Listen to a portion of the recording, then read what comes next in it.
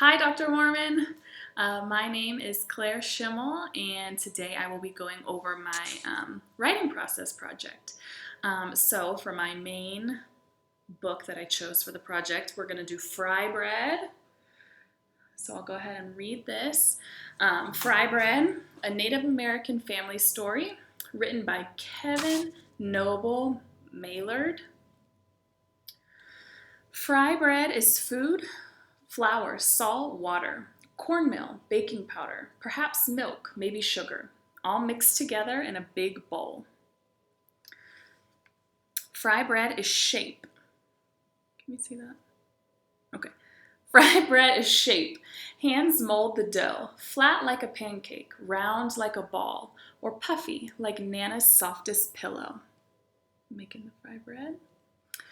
Fry bread is sound. The skillet clangs on the stove. The fire blazes from below. Drop the dough in the skillet. The bubbles sizzle and pop. Cooking.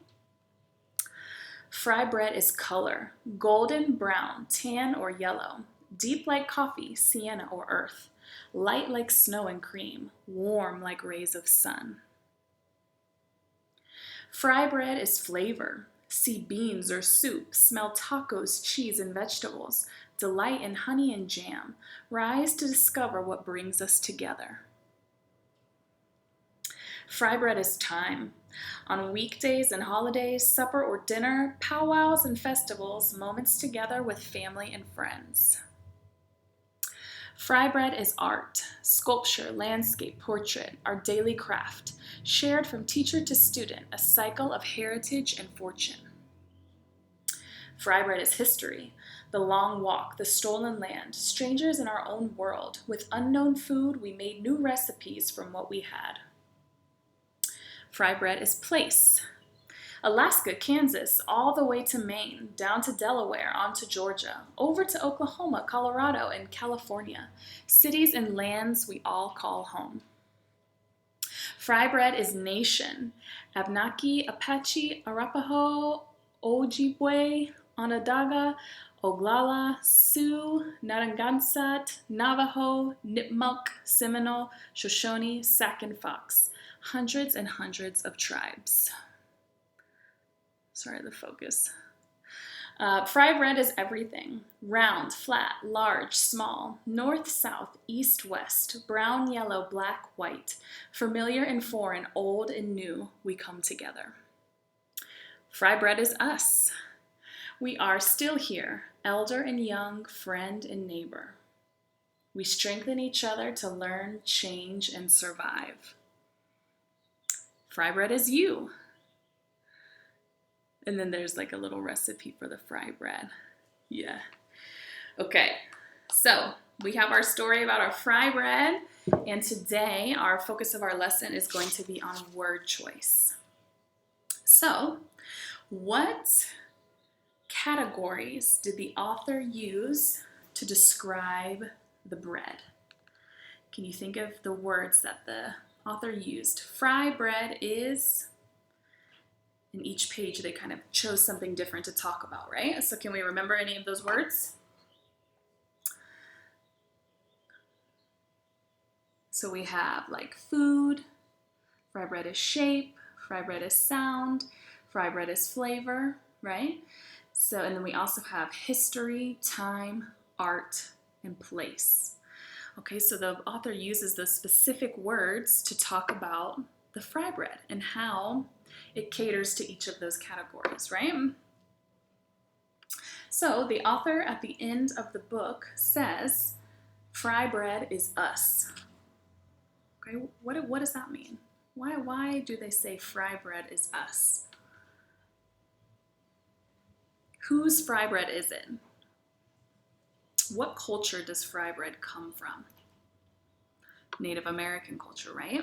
So when they say fry bread is us, fry bread represents Native Americans, right?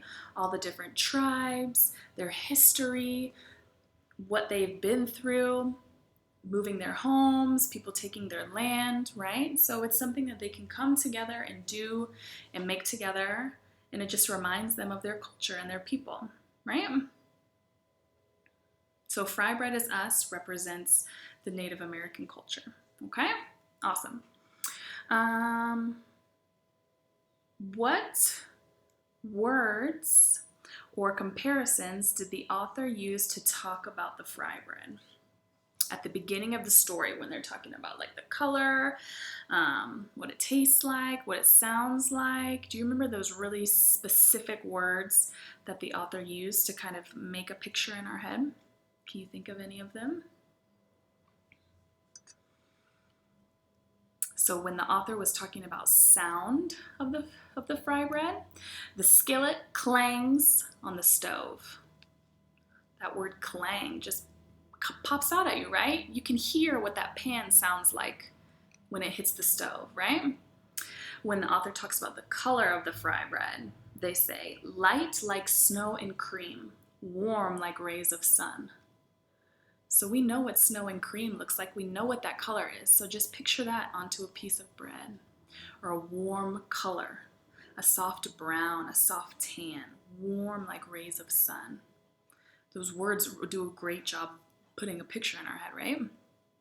Then for shape, my favorite one, the author says, puffy like Nana's softest pillow.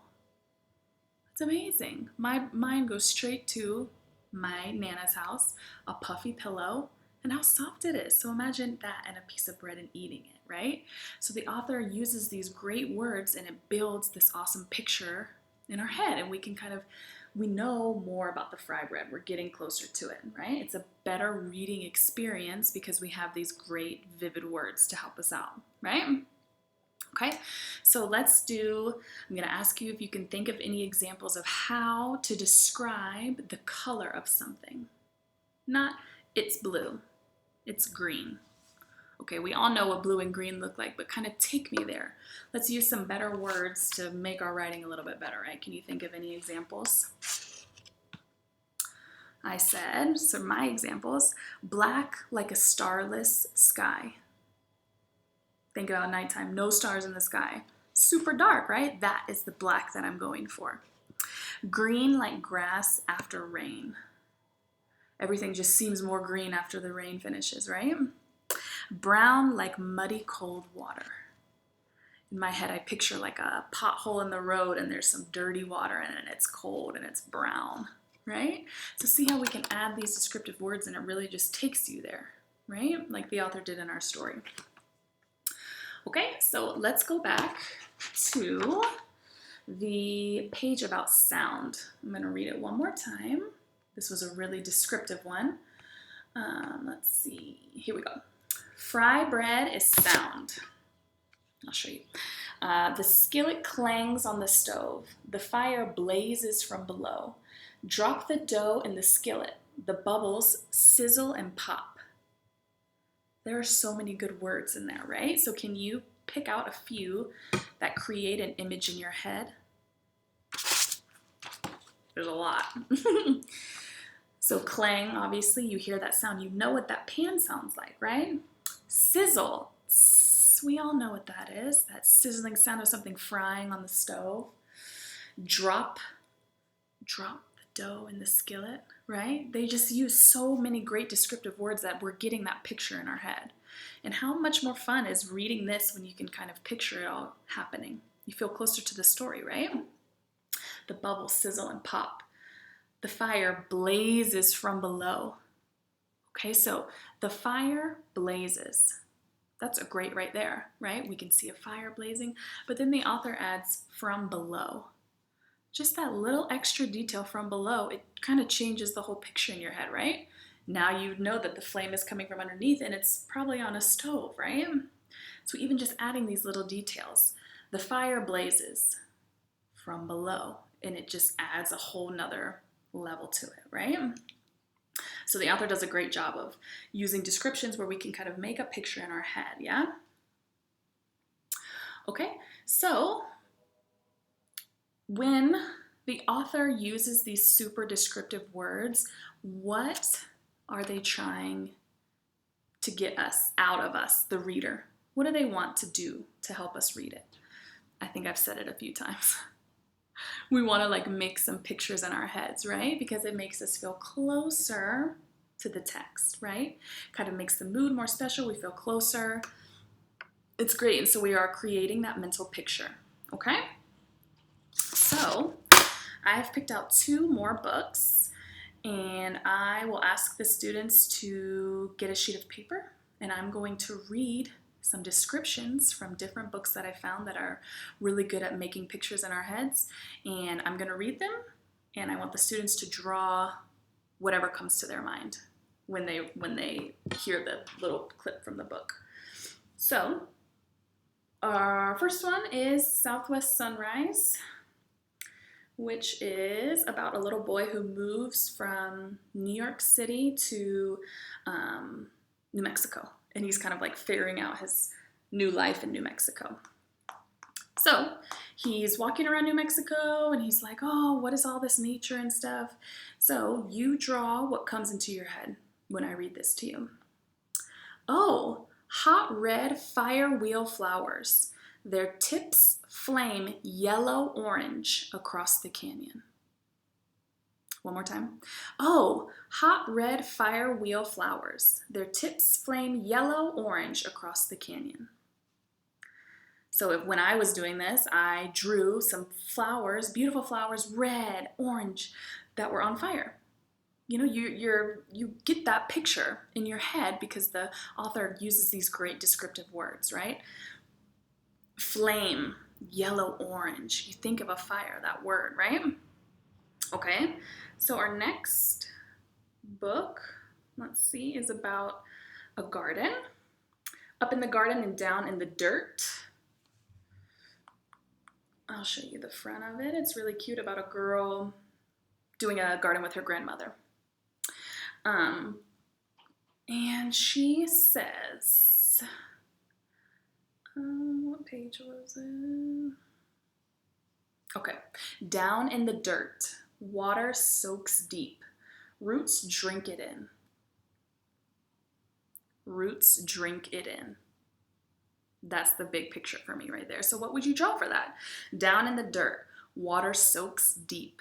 Roots drink it in. Excuse me. Yeah, so what would you write for that? What would you draw? I drew a little picture of a root drinking some water, right? That's what you see, that mental image in your head. So our word choice is so important when we're writing because we want to create that picture in the reader's head. You know, because how much more fun is reading a story when you can really connect with it, right? We want to expand past it was good, it was fun, it was loud. Tell me more. It was so loud, I thought my ears were going to fall off, right? Then you can think, wow, that must be really loud, right? Or it was so beautiful, I wanted to cry, right? Just adding a little something more. Your word choice is so important for description and creating a picture in the reader's head. So from this, I would like you guys to, let's go back to our first book, The Fry Bread, and I want you to think, can you think of any kind of recipe, meal that you've had that's really special to you or your family or your culture? Something kind of like the fry bread. Can you think of anything? Because we're going to choose some categories like this author did. Fry bread is sound. Fry bread is time. And we're going to practice writing some little descriptive chunks about sound, taste, time, culture, right? So let's brainstorm some things that we could write about.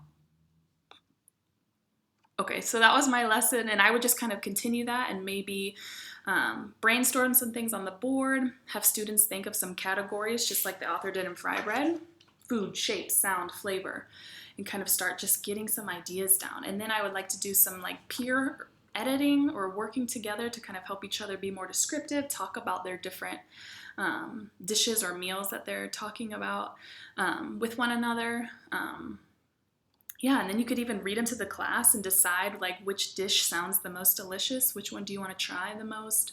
I feel like there's so many things you could go, and this Fry Bread is a great book with like the specific categories to get students to kind of narrow in on like a certain aspect of their dish and to really like go into detail about that. So yeah, thank you so much.